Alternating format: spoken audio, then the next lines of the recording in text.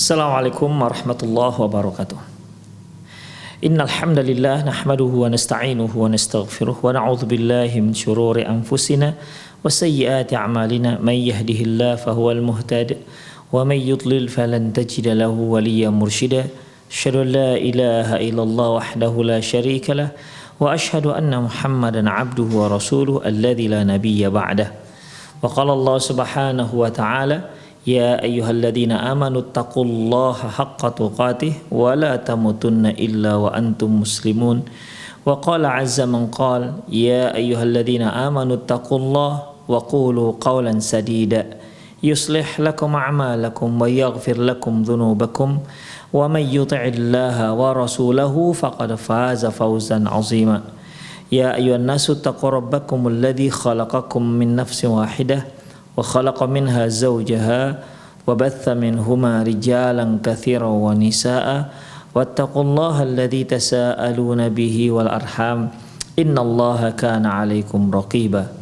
Amma ba'du, inna astaqal hadithi kitabullah wa khairal hadi hadi Muhammad sallallahu alaihi wasallam wa syarral umur muhdatsatuha wa kullu muhdatsatin bid'ah wa kullu bid'atin dhalalah wa kullu dhalalatin finnar.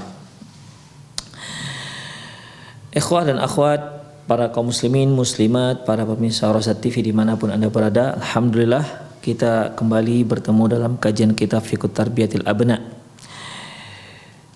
Salah satu cara dalam mendidik anak agar mereka termotivasi menjadi seorang yang soleh, seorang yang solehah, yang pemberani, yang bertanggung jawab, dan da'i ilallah, mengajak ke jalan Allah subhanahu wa ta'ala, yaitu dengan menceritakan kepada mereka kisah-kisah para figur umat, menceritakan kepada mereka kisah-kisah Nabi, bagaimana keteguhan seorang Nabi, bagaimana keuletan mereka, bagaimana keistiqomahan mereka tetap berada di jalan Allah walaupun berbagai macam ujian yang menerpa mereka.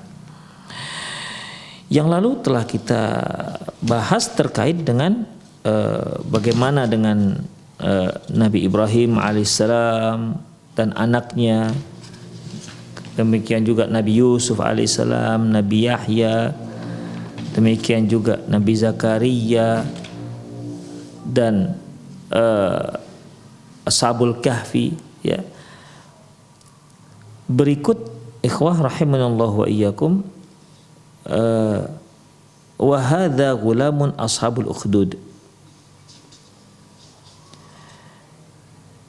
Berikut ini yaitu terkait dengan seorang pemuda yang disebut dengan ashabul ukhdud.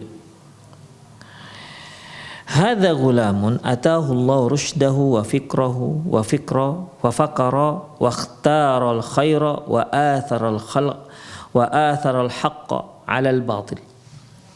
Si pemuda ini Allah berikan petunjuk sehingga dia berfikir dan memilih kebaikan dan lebih mengutamakan kebenaran ketimbang kebatilan. Wa athara al-iman 'ala as-sihr wal kufur. Dia memilih keimanan ketimbang sihir dan kekufuran. Wa dhaha bi nafsihi fi sabilillah fi da'wati ila tariqillah. Dan dia mengorbankan dirinya sendiri di jalan Allah dalam rangka berdakwah kepada jalan Allah Subhanahu wa taala sebagai ajakan terhadap umat manusia ke jalan Allah Subhanahu wa taala. Hadza hadithuhu wa tilka qissatuhu. Berikut kisahnya. Akhraja al-Imam Muslim fi sahihihi, diriwayatkan oleh Imam Muslim dalam kitab sahihnya, min hadithi Suhaibin, dari hadis Suhaibin radhiyallahu anhu, anna Rasulullah sallallahu alaihi wasallam qala, bahwasanya Rasulullah sallallahu alaihi wasallam bersabda, kana malikun fi man kana qablakum wa kana lahu sahirun, bahwasanya pada umat sebelum kalian terdapat seorang raja yang memiliki tukang sihir yang handal. Falamma kabura qala li malik, ketika si tukang sihir mulai tua, ya sudah mulai bangka, sudah mulai tua, ya, sudah merasa tua, dia berkata kepada sang raja, inni qad kabirtu, aku sudah tua. Fab'ath ilayya ghulaman wa'allimu sihra. Coba kirim seorang pemuda agar aku bisa mengajarkan dia ilmu sihirku. Kemudian fab'atha ilaihi ghulaman yu'allimuh. Lantas si raja pun mengirimkan seorang anak agar diajarkan oleh si tukang sihir ini ilmu sihir. Raja ini ikhwah ya termasuk salah satu yang mendukung dia, yaitu sihir. Tukang-tukang sihir ataupun ilmu sihir yang mendukung kekuatan kerajaannya. Dengan tipuan-tipuan sihir mereka bisa menakut-nakuti rakyatnya. Makanya raja sangat membutuhkan tukang sihir ya untuk memperkuat posisi dia sebagai seorang raja. Karena si tukang sihir mengatakan dia sudah tua, sebentar lagi ya mati gitulah lebih kurang. Makanya si tukang sihir minta agar diutus seorang anak muda sebagai regenerasi sihir yang dia dapati. Maka diutuslah seorang pemuda agar diajarkan ilmu sihir. Fakana fi tariqihi idza salaka rahibun. Hanya saja di jalur ataupun jalan dari tempat si anak muda ini ke tukang sihir, di tengah jalan itu terdapat seorang rahib, pendeta lah kita katakan. Tapi rahib ini, pendeta ini ya seorang yang muwahhid, seorang yang menyembah Allah Subhanahu wa taala. Sementara pada waktu itu si raja dia menanamkan kepada rakyatnya bahwasanya dia adalah Tuhan. Ya, dia memaksa ataupun mengajak rakyatnya agar menyembah dirinya karena dia menganggap si raja, dia menganggap bahwa dia adalah Tuhan, raja adalah Tuhan. Demikian ikhwah. Ya. Sementara si rahib ini adalah seorang yang muwahhid, yang menyembah Allah Subhanahu wa taala. Jadi antara rumah si pemuda dengan si tempat tukang sihir, di tengah jalan itu ada seorang rahib. Ya kalau kita katakan seorang alim lah, yang seorang muwahhid. Kemudian faqa'ada ilaihi wa sami'a kalamahu fa'ajabahu. Dan si pemuda ini singgah, ya, suka singgah.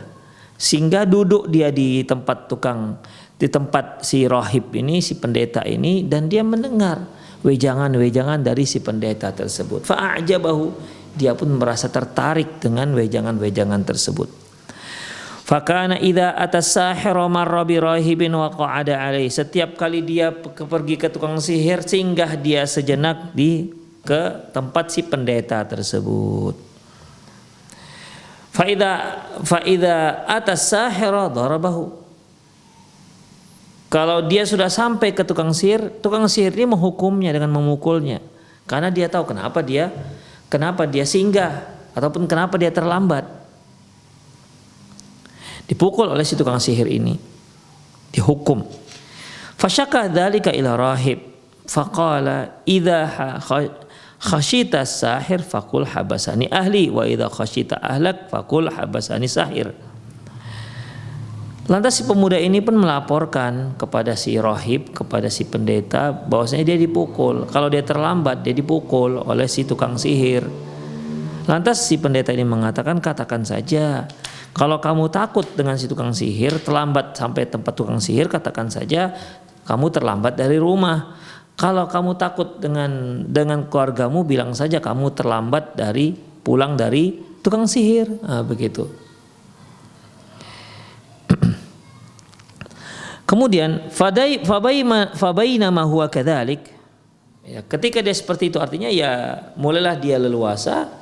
Setiap kali dia pergi ke tukang sihir, dia singgah sejenak ke tempat si rahib, ke tempat si pendeta, mendengar wejangan-wejangannya, mendengarkan nasihat-nasihatnya, mendengarkan akidahnya, dan baru kemudian dia berangkat ke tukang sihir. Demikian juga kalau dia pulang, dia sempat dia singgah sebentar baru dia pergi pulang sampai ke rumahnya. Demikianlah seterusnya, ya, demikian seterusnya. Hingga suatu hari id ata ala dabbatin 'azimatin qad habasatin nas. Hingga terjadi suatu hari ada hewan yang besar, di mana hewan ini menghalangi jalan manusia, menghalangi jalan masyarakat. Masyarakat tidak bisa lewat gara-gara si hewan besar ini. Hanya nggak disebutkan nih hewan besar itu apa. Apakah gajah kah, apakah kerbau kah, apakah apa, nggak disebutkan. Intinya hewannya cukup besar sehingga menghalangi masyarakat tidak bisa lewat. Kemudian faqala, kata si pemuda, al-yauma a'lamus sahir afdal am rahib afdal. Hari ini aku akan buktikan mana yang lebih baik, apakah si tukang sihir ataukah si rahib ataupun pendeta. Fa akhadha hajaron, dia pun mengambil batu, wa qala Allahumma in kana amrul rahib ahabba ilaika min amr sahir faqtul hadhi dabbah hatta yumdiyan nas. Dia ambillah batu dan dia berdoa, ya Allah, apabila si pendeta ini, apabila si rahib ataupun si pendeta ini lebih engkau cintai atau itu yang benar, lebih benar ketimbang tukang sihir, ya Allah, maka bunuhlah binatang besar ini dengan lemparan batu ini agar orang-orang bisa lewat. Demikian ikhwah. Ya. Jadi ketika dia mau melempar, dia menyatakan bahwa ya Allah, kalau jika memang si rahib lebih benar, jika memang si rahib itu benar dan kamu suka dengan dia, maka ketimbang tukang sihir, maka jadikanlah lemparan batu ini dapat membunuh hewan yang besar tersebut. Pada dasarnya hewan besar ini nggak akan terbunuh dengan lemparan batu. Tapi begitulah ya azam, tekad si anak, si pemuda untuk mencari iman yang benar. Ya Allah, agar orang-orang bisa melewat, bisa melintas. Faromaha faqatalah wa madhan nas. Ternyata ketika hewan tersebut dilempar dengan batu, mati. Ya. Maka hewan ini pun mati dan orang-orang pun akhirnya bisa melintas. Demikian. Fa'atar rahib fa akhbarahu. Faqalahu rahib, ay bunayya antal yaum afdalu minni. Kemudian setelah itu si anak muda ini pun datang ataupun mendatangi si pendeta dan menceritakan kisahnya. Ya, kisahnya dengan hewan besar yang menghalangi orang-orang lewat. Kemudian dia lempar dengan batu dengan sebuah pernyataan. Lantas apa kata si rahib? Ayya bunayya, wahai ananda, wahai anakku, engkau hari ini lebih afdol ketimbang diriku, lebih baik ketimbang diriku. Wa qad balagha min amrika ma ara. Aku melihat urusanmu sudah mulai lebih semarak, sudah mulai lebih menyebar. Aku lihat urusanmu sudah mulai diketahui orang banyak. Fa innaka satubtala, engkau akan mendapat ujian. Wa ini butulita fala tadulla alayya. Kalau kamu sedang diuji oleh Allah, hendaklah kamu diam, ya, kamu rahasiakan tempatku ini. Karena ikhwah, si rahib ini termasuk seorang yang dicari-cari oleh raja, karena dia seorang yang muwahhid. Kalau diketahuan di mana tempatnya, dia akan ditangkap oleh raja dan akan dibunuh oleh raja.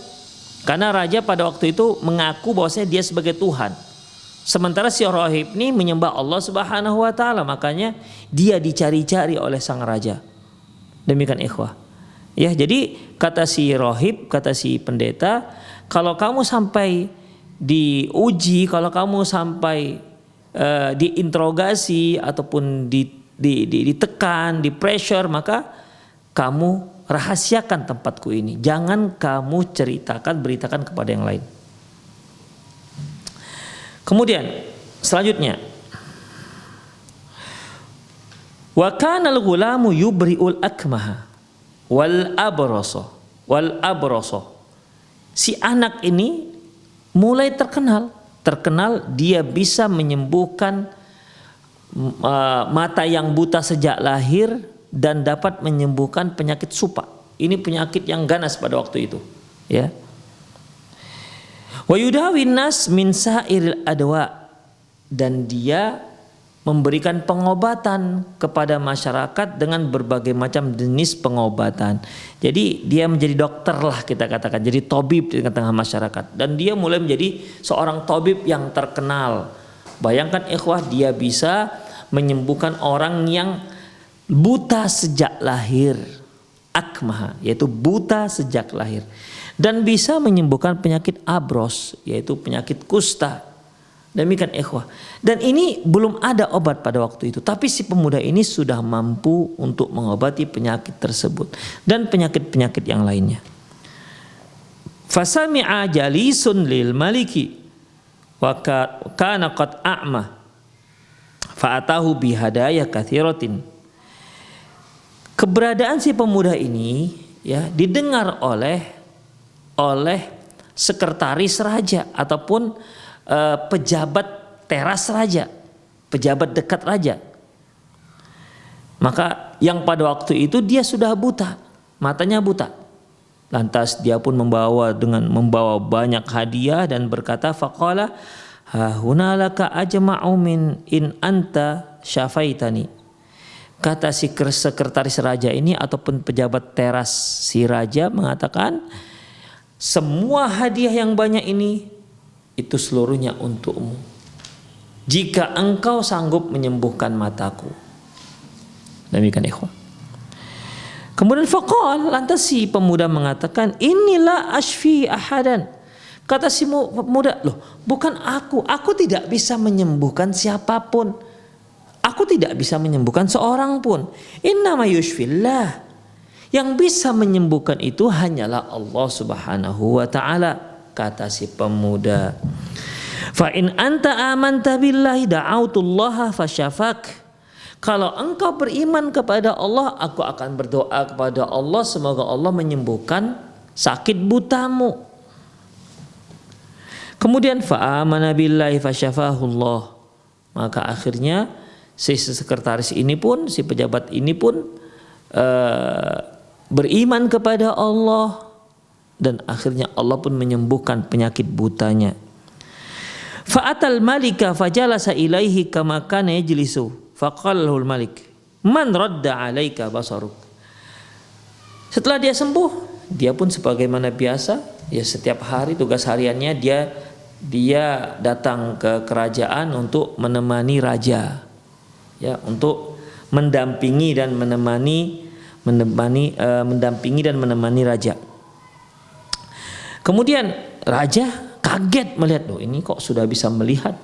Raja bertanya, ya, man radda alaika basaruk. Kata si raja, siapa yang menyembuhkan mata butamu? Siapa yang menyembuhkan butamu? Faqala rabbi. Kata si sekretaris ini atau si pejabat ini, yang menyembuhkan mataku adalah Tuhanku. Qala walaka rabbun ghairi. Raja kembali bertanya, apakah kamu ada Tuhan selain aku? Kata si raja. Qala rabbi wa rabbukallah. Kata si pejabat ini, sesungguhnya Tuhanku dan juga Tuhan Anda adalah Allah Subhanahu wa ta'ala. Insyaallah tegas. Fa akhadha wa lam yazal yu'adzibu hatta dalla al-ghulam. Maka si pejabat ini pun disiksa habis-habisan oleh si raja hingga si pejabat ini memberitahu dari mana dia dapat dakwah seperti itu. Demikian ikhwah, ya. Ya tentunya ini kan tadinya si sekretaris ini, ikhwah, si pejabat kerajaan ini, dia adalah orang terdekat raja. Dan raja sudah tahu bahwasanya dia orang yang buta, sudah lama buta. Demikian. Dan raja juga tahu bahwasanya dia itu menyembah si raja karena raja menyuruh rakyatnya agar menyembah dia karena dia dianggap sebagai Tuhan. Demikian ikhwah. Ya, tapi kali ini kenapa ini? Kok tiba-tiba begitu matanya sembuh, kemudian Tiba-tiba dia mengatakan Tuhannya adalah Allah Subhanahu wa taala, bahkan dia mengatakan dengan berani mengatakan Tuhanku adalah Allah Subhanahu wa taala. Ini berarti ada sumbernya. Maka disiksalah si pejabat ini, di pressure, kemudian disiksa habis-habisan, diinterogasi ya, hingga akhirnya dia pun mengaku dari mana dia dapatkan agama itu. Yaitu dari si anak muda. Faji'a bi ghulam, maka si anak muda pun ditangkap. Faqallahul malik, si raja pun bertanya, "Ai bunayya, qad balagha min sihrika ma tubri'ul akmah wal abras wa taf'alu." Wahai ananda, wahai anakku, karena dia kan anak muda dan memang raja yang mengirim, memang raja yang menunjuk dia untuk belajar ke tukang sihir. Ya bahasa kita ini dia itu belajar sihir dari beasiswanya raja gitu kira-kira ya. Karena tentunya seorang raja ketika memilih seorang anak untuk belajar sihir, ya tentunya dia akan memilih anak-anak yang cerdas. Makanya ikhwah, ketika dikatakan bahwasanya si pemuda itulah yang mengajarkan dia bahwasanya Tuhannya adalah Allah sampai menyembuhkan matanya, kan kaget si raja, loh ini kan anak muda yang kukirimkan ke tukang sihir. Maka kata si raja, loh wahai anakku, ya bunaya berarti ini masih muda, wahai anakku, loh kamu kan sudah belajar ilmu sihir sampai engkau bisa sanggup menyembuhkan orang buta, sanggup menyembuhkan penyakit supa, dan kamu itu sudah pelajari semuanya. Jadi si raja ini seolah mengatakan, kamu kan aku yang mengutus untuk belajar sihir sehingga kamu mencapai menguasai ilmu sihir sehingga kamu bisa menyembuhkan berbagai macam penyakit. Begitu. Si raja ingin mengingatkan si anak akan jasa-jasanya. Kata si anak, inilah usfi ahadan. Loh, kata si anak, lo enggak salah. Aku tidak bisa menyembuhkan siapapun. Innama yashfi Allah. Sesungguhnya yang menyembuhkan itu hanya Allah Subhanahu wa taala. Jadi si raja mengira bahwasanya anak muda yang diutus untuk belajar sihir ini saking hebatnya, saking mumpuninya ilmu sihir yang sudah didapati oleh si pemuda, sampai dia bisa menyembuhkan akmah, yaitu buta sejak kecil, dan penyakit kolera penyakit kusta yang pada waktu itu tidak ada obatnya. Demikian ikhwah. Ternyata kata si anak, oh enggak, bukan. Ya, bukan aku yang menyembuhkan. Bukan aku yang menyembuhkan. Inilah usfi ahad, dan aku tidak bisa menyembuhkan siapapun. Artinya si pemuda ini seolah mengatakan bukan sihir gak ada apa-apanya ya. Sihir itu gak bisa menyembuhkan apapun ya. Demikian ikhwah, dibantah oleh si pemuda bahwasanya ilmu sihir yang aku pelajari itu gak ada apa-apanya. Demikian, bukan aku yang menyembuhkan orang sakit. Innama yashfillah, yang menyembuhkan adalah Allah. Masya Allah. Marahlah raja ikhwah. Fa'akhadahu wa lam yazal yu'adzibu hatta dalla 'ala rahib. Maka si pemuda pun diringkus, disiksa habis-habisan, diinterogasi, digencet, dipressure hingga ditanya, diinterogasi, "Kamu dapat ini dari mana? Wong tadi sebelumnya kamu itu mau belajar sihir, kamu itu mengaku meyakini bahwasanya raja itulah Tuhan, kok tiba-tiba kamu mengatakan bahwasanya Allah sebagai Tuhan? Ini pasti ada seseorang yang mengajarkan kamu ini." Maka digencetlah dia, diinterogasi, disiksa, sampai akhirnya dia pun mengaku bahwasanya yang mengajarkan dia tauhid adalah si pendeta. Demikian ikhwah. Faji'a birahib. Akhirnya pendeta pun ditangkap. Ya. Faqila lahu, dikatakan kepadanya, irji an dinik, kamu harus murtad dari agamamu. Fa'aba, pendeta enggak mau. Ya, fa'aba, fada abi mi'syar. Akhirnya si pendeta enggak mau. Disuruh murtad. Bahasa mereka taubat lah, begitu. Taubat, tapi taubatnya itu supaya kembali menganggap raja ada sebagai Tuhan. Taubatlah kamu, kata si raja. Fa'aba, enggak mau si pendeta ini. Fada abi mi'syar, maka raja pun menyuruh untuk mengambil gergaji. Fawudi'a mi'syaru fi mifraqi ra'sih. maka diletakkanlah gergaji itu di tengah-tengah kepalanya ini, ya. Mifrak ini tempat kalau kita sisir belah tengah, nah tengah-tengahnya. Maka diletakkanlah gergaji di tengah-tengah kepalanya, fasyaqqahu hatta waqa'a syaqqahu. Maka dia pun digergaji sampai terbelah dua. Bayangkan ikhwah, digergaji sampai terbelah dua dari mulai kepala itu. Kemudian summa ji'a bijalisi al-malik faqila lahu irji' an dinik. Kemudian si pejabat tadi yang beriman, ya, dipanggil. Kemudian dikatakan kepadanya, irji' ila dinik. Kamu harus kembali ke agamamu yang pertama. Kamu harus taubat. Nah, demikian. Fa'aba. Ya, fa'aba. Dan si pejabat itu pun nggak mau. Dia sudah beriman kepada Allah Subhanahu wa taala, nggak mau. Kemudian fawadha'a mi'syara fi mifraqi rasi fasaqahu fi hatta waqa'a syaqqah. Akhirnya si pejabat ini pun mengalami siksaan yang sama sebagaimana yang sebelumnya, juga sama-sama digergaji tubuhnya hingga terbelah menjadi dua. Jadi si rahib mati, wafat karena dibelah badannya. Si pejabat yang beriman juga meninggal karena dibelah, ya, dibelah kedua tubuhnya, dibelah menjadi dua belahan. Demikian, tetap dia teguh, nggak mau. Ya. Begitulah ikhwah, kalau sudah keimanan masuk di relung hati yang terdalam, apapun yang terjadi dia tidak akan pernah goyah.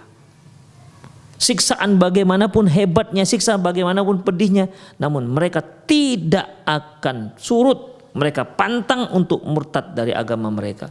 Mereka tetap memilih keimanan ketimbang kekufuran kepada Allah Subhanahu wa taala. Summa ji'a bil ghulam. Barulah kemudian dibawa si pemuda ke hadapan raja. Kemudian qila lahu irji'. Dikatakan kepada si pemuda, kamu mau balik enggak dengan agamamu? Kamu mau taubat enggak dengan agamamu?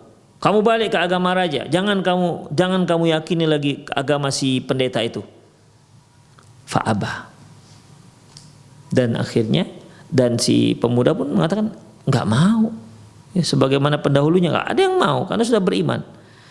Fadafa'u ila nafarin min ashabih. Lantas si raja pun menyerahkan si pemuda ini kepada tentara-tentaranya. Faqala idhabu ila bihi ila jabalin kadza wa kadza ila jabali kadza wa kadza fas'adu bihil jabal fa idza balagtum dirwatahu wa in raja'a an dinihi wa illa fatrahuhu. Kata si raja kepada tentaranya, yaitu kalian bawa, ya, kalian bawa anak ini, ya, bawa anak ini ke puncak gunung. Kalau sudah sampai ke puncak, tanyakan kepada dia, apakah dia mau kembali ke agamanya apa tidak? Ya, apakah dia mau balik apa enggak? Mungkin kalau sudah lihat bagaimana ketinggian, bahwasanya dia akan dilemparkan ke bawah dari puncak gunung yang paling tinggi, ya, mungkin di saat itu dia akan oleng, di saat itu dia akan mengatakan kembali kepada agama raja. Kalau ternyata dia enggak mau, maka udah lemparkan saja udah dia, kata si raja. Akhirnya, ya, akhirnya fadhahabu bihi wa sa'adu bihil jabal. Maka dia pun digiring dan diseret hingga ke puncak gunung. Faqala, kata si anak, kata si pemuda, Allahumma kfini bima syi'ta. Ya Allah, lindungilah aku seterserahmu. Ya, lindungilah aku terserahmu. Artinya terserahmu bagaimana cara melindungi aku. Farajafa bihimul jabal. Tiba-tiba gunung bergetar hebat. Tiba-tiba gunung berguncang hebat, seperti terjadi gempa bumi yang hebat. Hingga akhirnya, ikhwah rahimanallahu wa iyyakum, hingga akhirnya fasaqatu, tentara tadi yang menyeret si anak muda dibawa ke atas gunung, berjatuhan, mati semua tentara. Yang tersisa si anak muda. Kemudian wajah ayam si ilal malik. Si anak muda ini balik ke istana. Dengan tenang dia berjalan menghadap raja. Faqalul malik. Raja berkata kepadanya, "Ma fa'ala ashabuk?" Sudah kamu apakan tenteraku? Kata si raja kepada anak ini. Qala kafanihimullah. Sungguh aku telah diselamatkan oleh Allah dari kejahatan mereka. Kemudian fadafa'u lana min ashabi. Akhirnya si pemuda ini pun kembali diserahkan kepada tentara si raja. Wa qala idhabu bihi fahmilu fi kurkurin fatawassatu bihi fil bahri fa in raja'a an dinihi wa illa faqdhifuhu fadhahabu bihi. Kata si raja, kalian bawa dia ke laut, kemudian letakkan dia di kapal. Kalau sudah di tengah lautan, tanyakan kepada dia mau balik ke agamanya apa tidak. Jika masih dia ngerengkel, jika dia masih bandel nggak mau balik ke agamanya, ke agama kita, kata si raja, udah buangkan saja dia ke laut. Begitu ikhwah. Itu titah sang raja. Maka ikhwah, dibawalah si pemuda ini ke laut. Ketika di tengah laut, kembali si pemuda ini berdoa kepada Allah. Allahumma kfini bima syi'ta. Ya Allah, lindungilah aku, tolonglah aku dengan cara yang kamu, terserah dengan cara yang kamu lakukan. Kemudian fangkafa'at bihimus safinah. Tiba-tiba kapal terbalik. Tiba-tiba kapal terbalik. Fagharaku waja'a yamshi ilal malik. Dan tiba-tiba kapal terbalik dan mereka pun semua tenggelam mati kecuali si anak muda. Masya Allah. Si anak muda Allah selamatkan. Si tentara mati semua. Akhirnya karena hanya dia yang selamat, maka dia pun datang menghadap raja. Faqala lahu al-malik wa jaa yamshi ilal malik. Dia pun pergi berjalan kembali pulang menghadap raja. Dan raja mengatakan kepadanya, waqalahul malik, ma fa'ala ashabuh. Apa yang telah dilakukan oleh tentaraku? Kata si raja, qala kafanihimullah. Sungguh Allah telah melindungiku dari kejahatan mereka. Faqala lil malik. Berkata si pemuda itu kepada si raja. Apa kata si pemuda? Innaka lasta biqatili. Kamu enggak bisa membunuhku. Kata si raja. Kata si pemuda, Raja, Anda enggak akan bisa membunuhku. Karena kan 2 kali. Pertama dibawa ke atas gunung tiba-tiba getar dan pasukan jatuh semua dan mati. Kecuali si anak enggak mati. Dibawa ke laut, terbalik kapal, semua mati kecuali si pemuda. Makanya si pemuda mengatakan, Raja, kamu enggak bisa membunuhku. Demikian ikhwah. Ada satu riwayat yang menyebutkan, tapi Allahu alam apakah sahih atau tidak. Setelah itu si raja berusaha untuk menyembelih si anak, si pemuda. Berusaha untuk menyembelih si pemuda, mau dipancungnya, tapi ternyata Allah kuatkan. Allah ubah leher si pemuda menjadi seperti timah. Demikian, sehingga nggak bisa disembelih oleh si raja. Kata si raja, innaka lasta biqatili. Kamu nggak akan bisa menyembelihku, tidak akan bisa membunuhku. Hatta taf'ala ma amuruka bihi. Sampai kecuali kamu melakukan apa yang aku sarankan. Kata si pemuda kepada si raja. Qala ma huwa? Apa saran itu? Wah, si raja sudah bingung kan, gimana ini cara membunuh si pemuda, nggak bisa-bisa. Ya. Dia malah dapat tips dari pemuda itu sendiri. Emang gimana caranya? Qalat ajma'un nasa fi sa'idin wahid. Caranya engkau kumpulkan masyarakat di satu tempat. Semua masyarakat harus berada di satu tempat. Kumpul semuanya. Wataslubuni ala jadain. Dan kemudian engkau salib aku. Ya. Engkau salib aku di sebuah kayu. Summa khudh sahman min kinanati. Kemudian engkau ambil satu anak panah yang aku miliki dari tempat anak panahku yang aku miliki. Summa dha' sahma fi kabidil kaus. Kemudian Anda letak anak panah di busurnya. Summa qul, kemudian kamu katakan bismillah wa rabbil ghulam. Kamu ucapkan bismillah wa rabbul ghulam, dengan nama Allah Tuhan si gulam, Tuhan si pemuda. Kamu ucapkan itu. Summar mini, kemudian silahkan kamu panah aku. Demikian. Jadi syaratnya ya, untuk membunuhku caranya, kamu mau nih membunuhku ya, caranya kumpulkan seluruh masyarakat di satu tempat agar mereka menyaksikan aku. Kemudian saliblah aku di sebuah batang kayu, dan kamu ambil salah satu daripada anak panahku dan letakkan anak panah tersebut di busur dan katakan bismillahi wa rabbul ghulam, kemudian panahlah aku. Maka si raja pun melakukannya, ikhwah. Si raja pun mulai melakukannya. Fa innaka idza fa'alta dzalika qataltani. Kalau itu kamu lakukan, engkau pasti akan dapat membunuhku, kata si pemuda kepada si raja.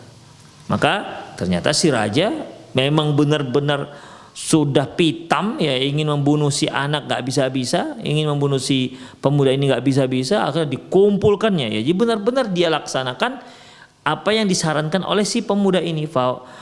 Fajama'an nasa fi sa'idin wahid wa salabahu ala jadha'in. Maka si raja pun mengumpulkan semua masyarakatnya, semua rakyatnya di satu tempat untuk menyaksikan kejadian ini, dan si pemuda pun disalib di sebuah batang kayu. Summa akhadha sahman bin kinanatihi. Kemudian si raja pun mengambil satu anak panah dari tempat anak panah yang dimiliki oleh si pemuda. Summa wada'a as-sahma fi kabil kaus. Kemudian dia letakkan anak panah tersebut di busur. Kemudian dia berkata bismillahi rabbul ghulam, bismillahi rabbil ghulam, dengan nama Allah Tuhan si anak, Tuhan si pemuda. Summa ramahu fawaqa as-sahmu fi sudri. Kemudian dia pun panah setelah dia mengucapkan bismillahi rabbil ghulam, dan dia pun panah si pemuda tersebut hingga melesat di tembus menancap di daerah pelipis. Fa wada ayadahu fi sudrihi min mawdi'is sahm famata. Kemudian si raja pun mendekat dan dia cabut anak panah tersebut, dan si pemuda pun meninggal dunia. Faqalan nas, efeknya dari pemandangan seperti itu ya, ternyata orang-orang menjadi beriman, orang-orang menjadi tahu bahwasanya raja itu bukan Tuhan, sehingga dia tidak, kalau dia Tuhan mengapa dia nggak bisa membunuh si anak kecil ini, si pemuda ini? Kenapa nggak bisa? Kenapa yang bisa mematikannya adalah Tuhannya si pemuda? Maka melihat adegan seperti itu, masyarakatnya pun beriman kepada Allah. Faqalan nas, orang-orang pun berkata, amanna bi rabbil ghulam, kami beriman dengan Tuhannya si gulam. Kami beriman dengan Tuhannya si pemuda, bukan si raja. Raja itu bukan Tuhan. Begitulah ikhwah. Mulailah besar-besaran ya, terjadi masuk Islam ya, ataupun mereka beriman dengan Allah Subhanahu wa taala, dan terjadi dalam kondisi yang besar-besaran. Kemudian faqala nas amanna bi rabbil ghulam, orang-orang mengatakan kami beriman dengan Tuhannya si gulam, bukan si raja, kata mereka. Kemudian amanna bi rabbil ghulam, amanna bi rabbil ghulam, amanna bi rabbil ghulam, kami beriman dengan Tuhannya si pemuda, kami beriman dengan Tuhannya si pemuda, kami beriman dengan Tuhannya si pemuda. Jadi bukan lagi bukan lagi kepada raja. Mereka berteriak seperti itu. Fa'atal maliku faqilahu ara'aita ma kunta tahdhar qad wallahi nazala bika hadharuk.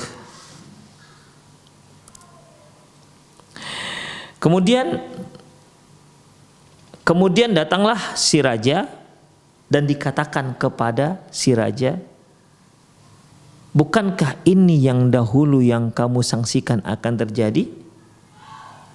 Waqad wallahi, demi Allah, apa yang kamu khawatirkan sekarang sudah terjadi. Masyarakat sudah beriman kepada Allah Subhanahu wa taala. Qad amanan nas, sungguh orang-orang sudah beriman kepada Allah Subhanahu wa taala. Saking marahnya si raja, fa amara bil ukhdudi fi afwahi sikaki wa khuddat. Maka si raja pun memerintahkan tentara-tentaranya, pasukan-pasukannya untuk membuat parit panjang. Ya, buat parit. Wa atraman niran. Kemudian di dalam parit dinyalakan api yang luar biasa. Ya. Ukhdud itu artinya parit. Dibuat parit panjang, kemudian dinyalakan api dalam parit tersebut. Waqal, dan si raja mengatakan, malam yarji' an dinihi fahmuhu fiha. Kata si raja, yang enggak mau balik, yang enggak mau kembali ke agamaku, maka lemparkan dia ke dalam parit, bakar dalam parit dia. Kata si raja, titah si raja. Auqila iktahim fafa'alu, maka si tentara-tentara pun melakukan hal itu. Hatta ja'at, artinya ya yang mereka enggak kembali ke agama raja langsung dilemparkan ke dalam parit, terbakarlah mereka di situ. Yang kembali ya berarti enggak jadi. Tapi umumnya orang enggak kembali. Umumnya orang sudah beriman kepada Allah Subhanahu wa taala. Ya. Fafa'alu hatta ja'at imra'ah, hingga akhirnya sampai pada giliran seorang wanita wa ma'ahu sabiyun. Wanita bersamanya ada seorang anak, seorang bayi. Sabiyun laha fataqa'asat an taqa'a fiha. Ternyata si ibu mundur. Ya, mundur. Tidak mau dimasukkan ke dalam api. Kenapa? Takut. Padahal dia sudah beriman kepada Allah Subhanahu wa taala. Artinya dia mau balik ke agama si raja, karena akan diancam mati, akan dibakar ke dalam, akan ditolakkan ke dalam parit tersebut. Faqala hal ghulam, dan tiba-tiba berkatalah si bayi, Masya Allah, ya ummah isbiri fa innaki 'alal haq. Ya ibuku, bersabarlah, sesungguhnya engkau berada di atas kebenaran. Mendengar anaknya bisa ngomong, langsung si wanita tetap beriman, teguh imannya pada Allah, dan dia pun akhirnya ditolak ke dalam api. Matilah si wanita tersebut. Demikian ikhwah rahimanallah wa iyyakum. Ya. Inilah salah satu kisah di mana anak bayi bisa berbicara. Makanya dalam sebuah hadis sahih, ya, dalam sebuah hadis sahih menyebutkan bahwasanya ada 3 anak bayi yang bisa bicara. 3 orang bayi yang bisa bicara ketika dia masih bayi. Yang pertama yaitu Uzair. Mungkin para pemirsa masih ingat kisah di mana ketika kita membahas terkait dengan berbakti kepada orang tua, waktu itu Uzair sedang sholat dan dia dipanggil oleh ibunya, ya Uzair. Kemudian Uzair bergumam dalam hatinya, Allahumma ummi am sholati, ya Allah, apakah aku menyauti panggilan ibuku ataukah sholatku? Akhirnya Uzair itu malah melanjutkan sholatnya, dan begitu juga esoknya, hingga akhirnya si ibu berdoa, ya Allah, jangan kamu matikan dia sampai dia melihat wajah-wajah para pelacur. Hingga akhirnya terjadilah fitnah yang sudah pernah kita ceritakan. Dia difitnah berzina dengan seorang wanita, kemudian lahir seorang anak, dan anak tersebut dinisbatkan kepada Uzair. Makanya marahlah masyarakat. Masa orang yang mereka kira adalah seorang yang soleh, yang luar biasa, ahli agama, ahli ibadah, ternyata berzina dengan si wanita hingga melahirkan. Akhirnya si wanita ini pun memfitnah bahwasanya ini anak-anak Uzair. Maka masyarakat pun marah, emosi, Uzairnya dipukulin, diseret keluar, dan tempat sholatnya pun dihancurkan. Demikian ikhwah. Kemudian Uzair bertanya, kenapa ini ceritanya? Beritahulah bahwasanya kamu berzina sampai si perempuan punya anak. Akhirnya Uzair pun sholat 2 rakaat.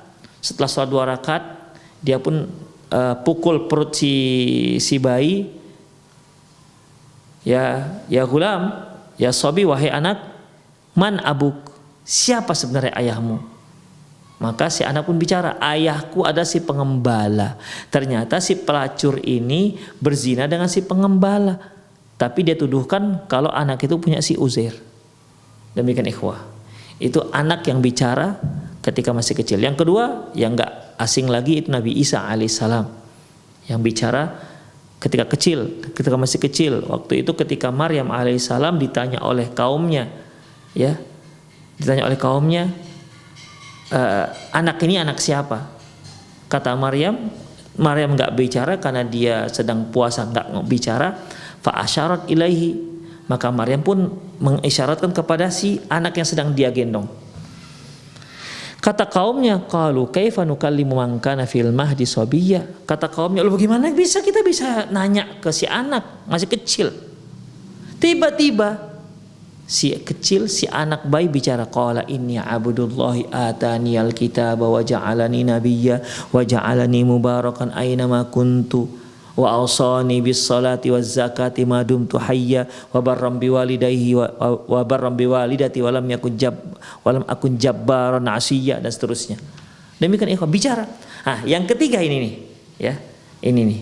Kisah bayi pada kisah bicaranya seorang bayi kepada ibunya ketika terjadi kisah Ashabul Ukhdud, ya, Ashabul Ukhdud. Demikian. Adapun kisah Masyitah, yaitu yang tukang sisirnya Fir'aun, di mana ketika dia mau dilemparkan karena dia ketahuan beriman dengan Allah, nggak mau mengimani Fir'aun sebagai Tuhan, akhirnya dia pun Fir'aun mentitahkan agar disiapkan minyak panas, dan Masyitahnya pun dilemparkan ke dalam minyak panas. Sebelum dia dilemparkan, Masyitah itu punya anak kecil, ya, seorang anak kecil, dan dia Masyitah ragu-ragu mau dilemparkan, apa dia kembali aja ke agamanya begitu. Ternyata si anaklah bicara. Adapun kisah Masyitah dengan bayinya ini, itu kisahnya Allahu a'lam bishawab, masih dalam kisah Israiliyat. Demikian ikhwah, ya. Beda dengan tiga bayi yang bicara. Pertama bayi Uzair, yang kedua Nabi Isa alaihissalam, yang ketiga ini bayi Ashabul Ukhdud. Oleh karena itu ikhwah, kisah ini dikenal dengan kisah Ashabul Ukhdud. Ukhdud yaitu parit yang panjang, parit yang panjang dan besar, kemudian diisi oleh api. Sampai Allah Subhanahu wa taala sebutkan dalam Al-Qur'an, qutila ashabul ukhdud an-nari dzatil waqud. Telah terbunuh ashabul ukhdud, yaitu orang-orang yang dibakar di dalam parit an-nari dzatil waqud, yaitu mereka telah menyala-nyalakan api di dalam parit tersebut. Demikian ikhwah, itulah kisah Ashabul Ukhdud. Dia seorang pemuda yang saleh, masya Allah. Dia bertahan, dia tidak akan bergeming dari akidah yang benar yang telah dia yakini. Demikian ikhwah, ini kisah yang luar biasa. Ini sangat bagus kita ceritakan kepada anak-anak kita agar mereka bisa mentauladani kisah-kisah yang baik dari orang-orang saleh dan salehah sebelum kita. Demikian ikhwah rahimanallah wa iyyakum. Semoga bermanfaat. Qulu qouli hadza wa astaghfirullah li wa lakum wa lisa'il muslimin innahu huwal ghafurur rahim. Bagi para pemirsa yang ingin bertanya, Anda boleh hubungi telepon langsung nomor yang ada tertera di pesawat televisi Anda, atau Anda juga boleh kirimkan melalui via WhatsApp, atau juga boleh langsung ke nomor saya ini di 089561132778 089561132778. Tapi kita jawab dulu. Bismillah. Assalamualaikum Ustadz. Apa yang harus dilakukan orang tua ketika mengetahui anaknya yang SMP ketahuan berbohong? Ikhwah rahimanallah wa iyyakum, yang namanya anak pastilah mereka ada berbuat salah, sama seperti kita sebagai orang yang dewasa. Mungkin sewaktu-waktu berbohong, mungkin dikarenakan dia tersudut atau apalah namanya, apalah alasan hingga akhirnya dia berbohong. Maka yang kita lakukan adalah benar-benar menanamkan kejujuran dan menasihati dia. Kalau memang dia bohong, ya ketahuan dan dia jujur bahwa dia bohong, maka kasih dia nasihat, beri dia nasihat agar dia tetap bersikap jujur, dan beri dia apresiasi atas kejujurannya bahwasanya dia sudah bohong, pengakuannya bahwasanya dia sudah bohong. Demikian ikhwah, tetap ya arahkan dia agar tetap berbicara jujur, jangan berbohong. Ya mungkin kalau ibu ataupun bapak yang masih ingat apa hadis-hadis Rasulullah SAW, coba nasihati bahwasanya seperti ayatul munafiq thalathan, tanda-tanda orang munafik ada 3, di antaranya idza haddatsa kadziba, kalau dia bicara dia bohong. Demikian ikhwah rahimanallahu wa iyyakum. Kemudian juga ceritakan bagaimana afatul lisan, yaitu penyakit lisan, di antaranya adalah berbohong termasuk dosa besar. Ceritakanlah kepada dia ya, bahwasanya kita harus senantiasa bersikap jujur. Demikian ikhwah rahimanallahu wa iyyakum. Atau hadis Rasulullah SAW, iyyakum bil kadhib fa innal kadhiba yahdi ilal fujur wa innal fujur yahdi ilan nar, la yazalu rajul yakdzibu wa yataharral kadzib hatta kataballahu indahu kadzaban.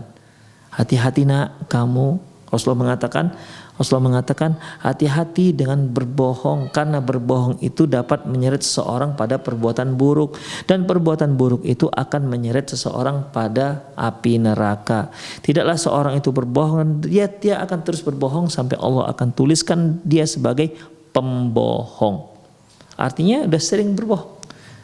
Terkadang ikhwah, ada orang itu memang dia berbohong itu suatu hal yang biasa bagi mereka. Ya. Berbohong suatu hal yang biasa bagi mereka. Ada orang-orang yang dia nggak biasa berbohong, ya mendingan dia diam ketimbang dia berbohong. Tapi memang ada ikhwah yang nggak bisa kita percaya. Demikian, omongannya bohong semuanya, ya ataupun umumnya bohong. Demikian, dan dia tidak ada merasa berdosa ketika dia berbohong. Na'udzubillah min dzalik. Makanya dari awal kita tekankan kepada anak-anak kita agar senantiasa jujur. Nggak apa-apa, walaupun pahit tetap jujur. Demikian ikhwah rahimanallahu wa iyyakum.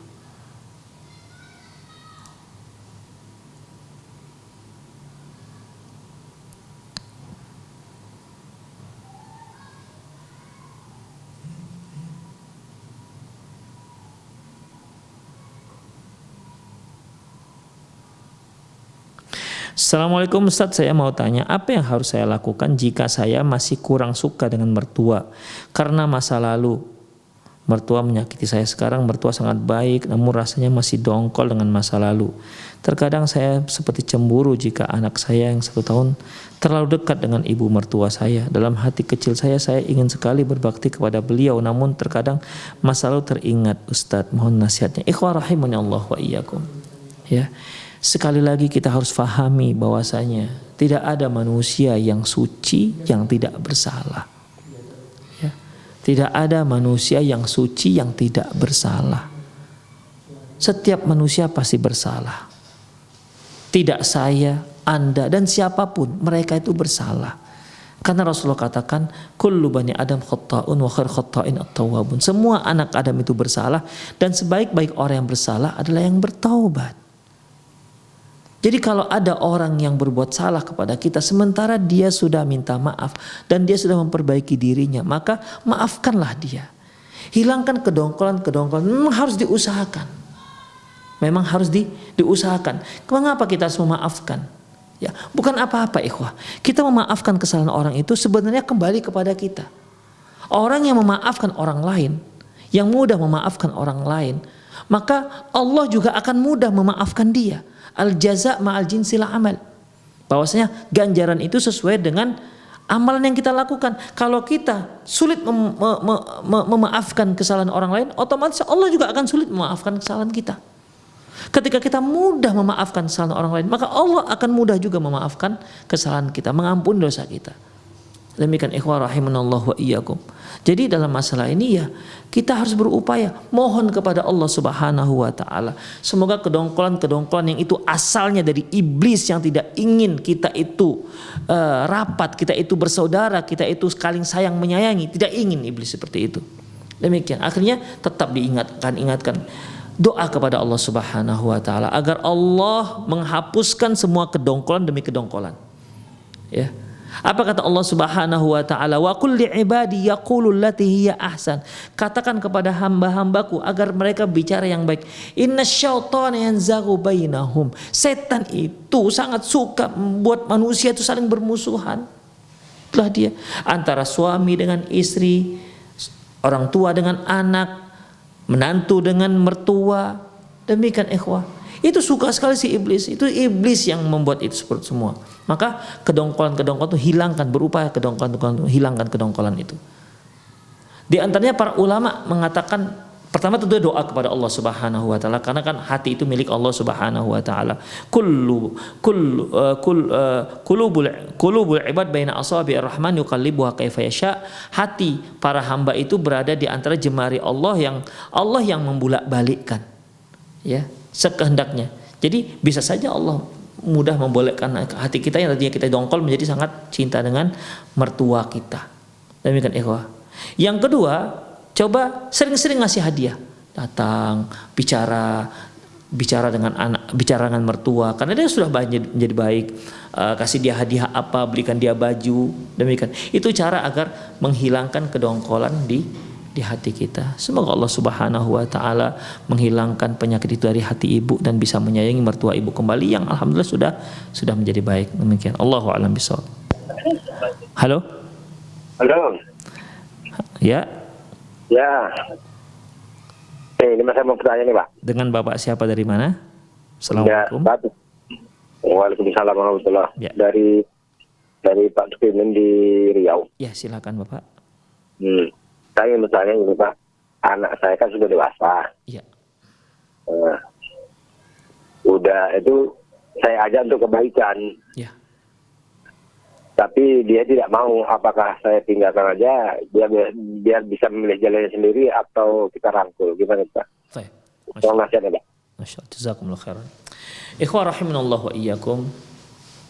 Apa yang kita lakukan dengan anak kita yang sudah dewasa? Kita ajak pada kebaikan, dia nggak mau. Kita ajak dia sholat, dia nggak mau misalnya. Ya, apa yang harus kita lakukan? Karena anak kita sudah dewasa, ya, sudah dewasa, di mana kita tidak bisa lagi dengan bersikap kekerasan dengan dia. Ya, tidak bisa lagi bersikap kekerasan dengan dia. Nggak bisa kita paksa, nggak apalagi sampai memukul dan seterusnya. Karena dia sudah dewasa. Makanya Rasulullah Shallallahu Alaihi Wasallam mengatakan, ya man ra'a minkum munkaran falyughayyir biyadihi. Barang siapa yang melihat kemungkaran dia ubah dengan kuasanya. Banyak orang tua itu ketika anaknya sudah dewasa dia nggak punya kuasa lagi terhadap anak-anaknya. Maka dia gunakan level yang kedua dan jangan pernah pupus harapan akan kebaikan si anak. Fa illam yastati' fa bilisani. Kalau nggak sanggup maka dengan lisannya. Teruslah dia nasihati, ya. Tentunya menasihati orang yang sudah dewasa walaupun anak kita sendiri tidak bisa dengan cara membentak-bentak, nggak bisa dengan cara membawelin dia, nggak bisa dengan cara mensinisinya, nggak bisa. Tapi dengan cara tetap hikmah, sabar, lembut. Dia sudah dewasa. Walaupun dia anak kita, tapi ingat dia sudah dewasa. Kita lihat bagaimana Nabi Nuh alaihissalam, di mana anaknya sendiri mati dalam keadaan kafir.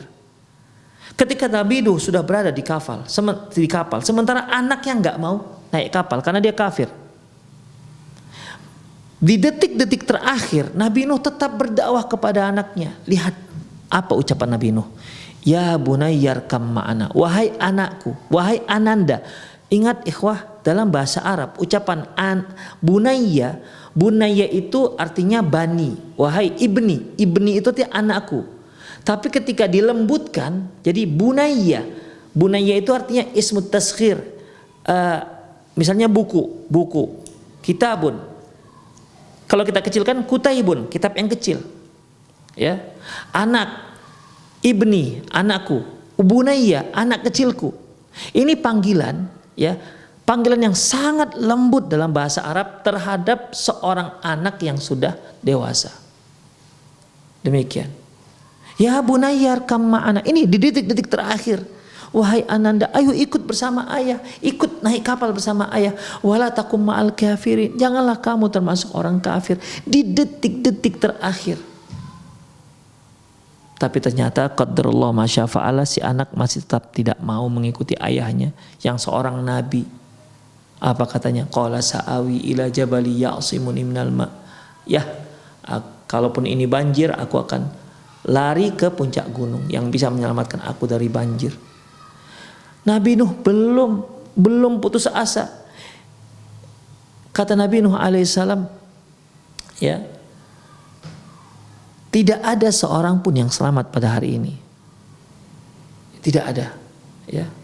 Tidak ada seorang pun yang selamat hari ini illa marahim, kecuali yang mendapat rahmat dari Allah Subhanahu wa taala, artinya yang naik kapal. La asimal yaum, hari ini enggak ada yang selamat, kata ayahnya. Kata ayahnya tahu, ini adalah rencana Allah Subhanahu wa taala untuk memusnahkan orang-orang kafir. Yang mukmin saja yang tidak mati, yang kafir semua akan musnah. Karena doa Nabi Nuh, Rabbi la tadhar al ardi minal kafirin dayyara. Ya Allah, jangan kau biarkan ada orang kafir di muka bumi ini. Innaka in tadharhum yudhillu ibadak. Ya Allah, kalau engkau biarkan orang kafir di atas bumi ini, yudhillu ibadak, mereka akan menyesatkan hambamu. Wala yalidu illa fajiran kafara, dan tidak akan lahir dari mereka kecuali orang kafir. Makanya Allah turunkan azab. Hari ini ya, wahai ananda, hari ini yang kafir, yang tidak beriman akan mati. Ayo ikut bersama ayah. Akhirnya tetap enggak mau. Fahala bainahumal mauju fakana minal mughraqin, dan mereka pun akhirnya dipisahkan dengan gelombang, dan si anak mati tenggelam, termasuk orang-orang yang tenggelamkan oleh Allah Subhanahu wa taala, mati kafir. Demikian ikhwah. Demikian itu Nabi Nuh alaihissalam di detik-detik terakhir, dengan kemerengkelan, dengan kebandelan anak, tetap dia ajak pada keislaman, pada keimanan kepada Allah Subhanahu wa taala. Setelah si anak mati, Nabi Nuh berdoa, Rabbi inna ibni min ahli. Ya Allah, sesungguhnya anakku termasuk keluargaku. Begitulah dia. Ya, begitulah para nabi itu mengajak. Makanya kita sebagai orang tua jangan putus asa, tetaplah diajak. Tetap cara hikmah, dengan cara lembut, tetaplah mengajak anak-anak kita ke jalan yang benar. Jangan pernah putus asa. Ya, gunakanlah segala cara, selamat bukan cara-cara yang dilarang oleh Allah Subhanahu wa taala. Anak kita itu aset kita. Sungguh kalau dia kembali ke jalan Allah, Allahu Akbar.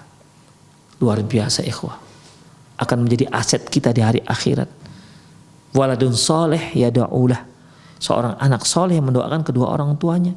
Seorang anak yang soleh ketika dia beramal baik itu sudah otomatis mengalir pahalanya kepada orang tuanya. Karena Allah Subhanahu wa taala mengatakan wa allaisa lil insani illa ma sa'a. Dan tidaklah seorang itu dapat mendapatkan pahala kecuali apa yang pernah dia amalkan semasa di dunia. Dan Rasulullah pernah mengatakan wal waladu min kasbi abih. Anak itu hasil daripada usaha ayahnya. Jadi kalau si anak berbuat baik, otomatis orang tua pun akan mendapatkan kebaikan. Jadi berupayalah kita agar anak-anak kita kembali ke jalan Allah Subhanahu wa taala, dan kita bawa doa kepada Allah agar si anak dapat hidayah dari Allah Subhanahu wa taala. Jika Allah memberi hidayah dan dia melalui kita, Allahu Akbar. Ya, kita mendapatkan double pahala luar biasa. Semoga Allah Subhanahu wa taala memberi hidayah kita semua termasuk anak bapak, ya, agar kembali ke jalan Allah Subhanahu wa taala, dan semoga Allah Subhanahu wa taala memberikan bapak kesabaran untuk tetap terus mengajak anak bapak ke jalan yang benar. Demikianlah para pemirsa rahimanallahu wa iyyakum, semoga apa yang kita sampaikan bermanfaat. Lebih dan kurang saya mohon maaf. Aku qouli hadza wa astaghfirullah li wa lakum wa lisairil muslimin innahu wal ghafurur rahim. Kita akhiri dengan doa kafatul majlis. Subhanakallahumma bihamdika asyhadu an la ilaha illa anta astaghfiruka wa atubu ilaik. Wa sallallahu ala nabiyina Muhammad wa ala alihi wa ashabihi ajma'in. Wa akhiru da'wana alhamdulillahirabbil alamin. Assalamualaikum warahmatullahi wabarakatuh.